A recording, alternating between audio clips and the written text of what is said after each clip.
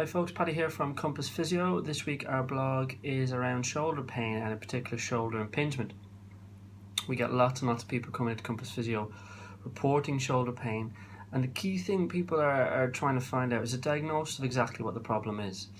Lots of people present with shoulder pain and they're a bit unsure. Some people think maybe they have a problem with rotator cuff. Some people think it might be a frozen shoulder. Lots of people just don't know. They want to know exactly what the problem is and how best to manage it. So, what we're going to look at today is shoulder impingement. If we think of the shoulder joint, which is made up of the acromion, which is the bit here on top, and the head of humerus, which is the bit that comes alongside here. It's a ball and socket joint and it sits like this. So this is the acromion and this is the head of humerus. There should be a certain amount of space in there, in between there. What can happen due to different reasons? There can be changes in the bony bit, which is the top bit here, and the space can narrow. There can be swelling or inflammation of a bursa, which is like a shock absorber. I describe it like a bit of a water balloon that sits in this space underneath here. That can become swollen. Or indeed some of the rotator cuff, particularly supraspinatus, a muscle that runs and the tendon runs into that space, that can become inflamed.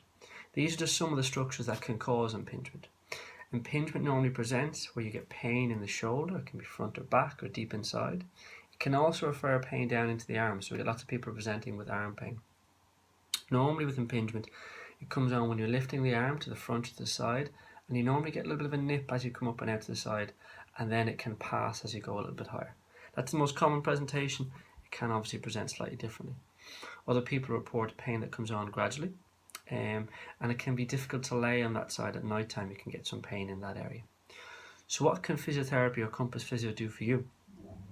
We do a detailed assessment of the actual problem to try and diagnose or give you an educated opinion on what the problematic structure is.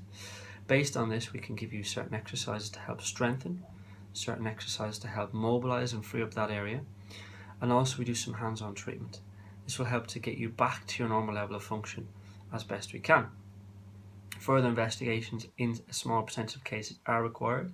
This quite often can be MRI or ultrasound to identify that particular structure that may need some further intervention, and we can often refer on to see a consultant, again in a small number of cases. So that's just a little bit of an overview.